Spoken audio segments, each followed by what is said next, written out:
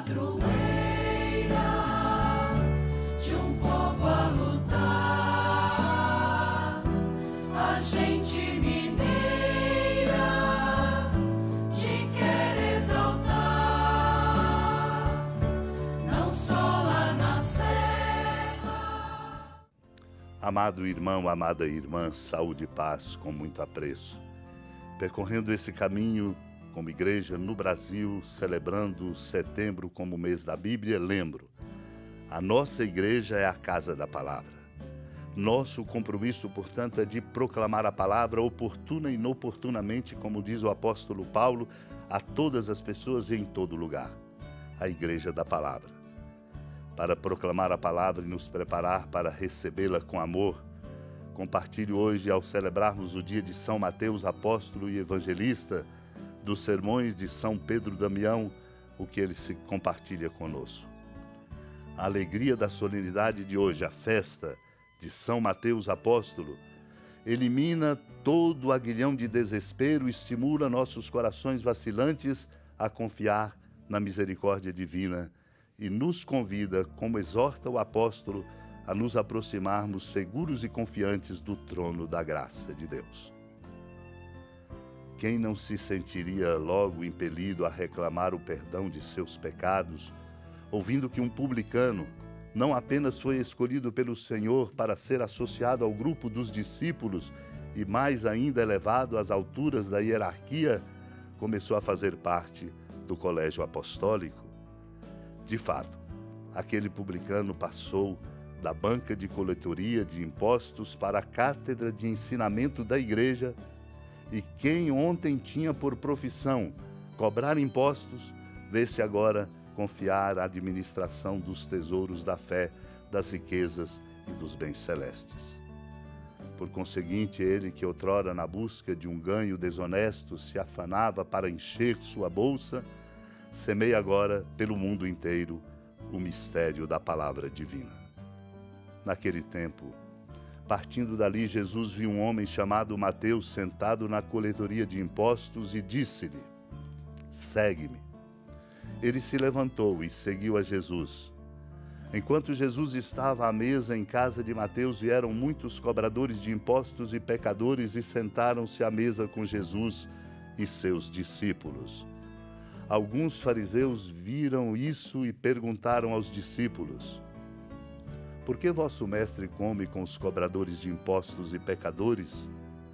Jesus ouviu a pergunta e respondeu: "Aqueles que têm saúde não precisam de médico, mas sim os doentes.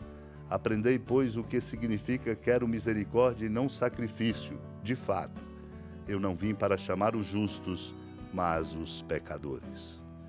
Amado e amada de Deus, o Senhor viu Mateus sentado na coletoria de impostos e disse-lhe: "Segue-me." Ele olha a mim, olha a você e nos encontra e está dizendo ao coração de cada um de nós: "Segue-me." E nós somos chamados a ter semelhante atitude à de Mateus. Ele se levantou e seguiu a Jesus.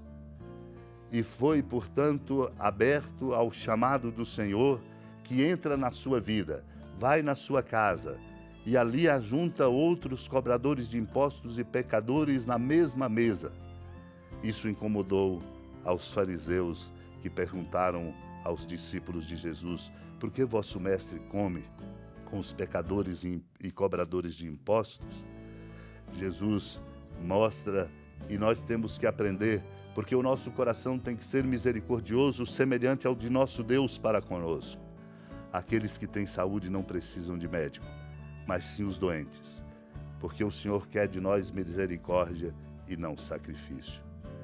Porque Ele veio para chamar justos, não justos, mas para chamar os pecadores.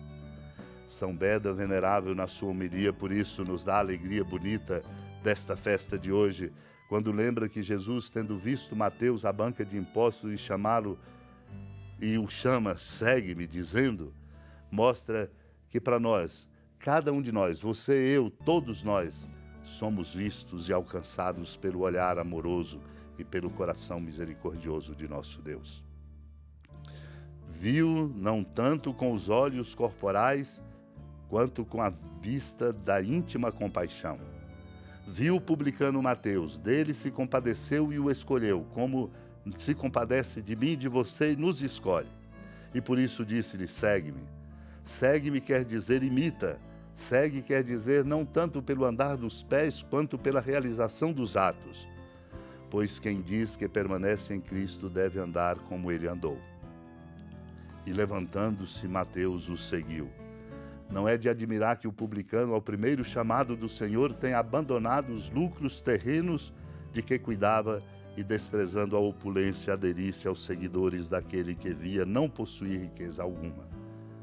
Pois o próprio Senhor que o chamara exteriormente com a palavra, interiormente lhe ensinou, por instinto, invisível, a segui-lo, infundindo em seu espírito a luz da graça espiritual.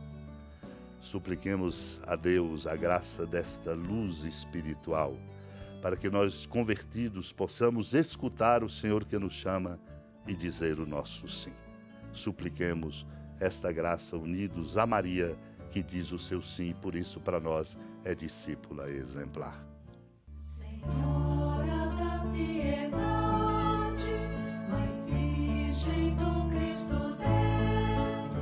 Lembrai-vos, ó piedosíssima Virgem Maria, que nunca se ouviu dizer que alguém daqueles que, tendo recorrido à vossa proteção, implorado a vossa assistência e reclamado o vosso socorro, tenha sido por vós desamparado.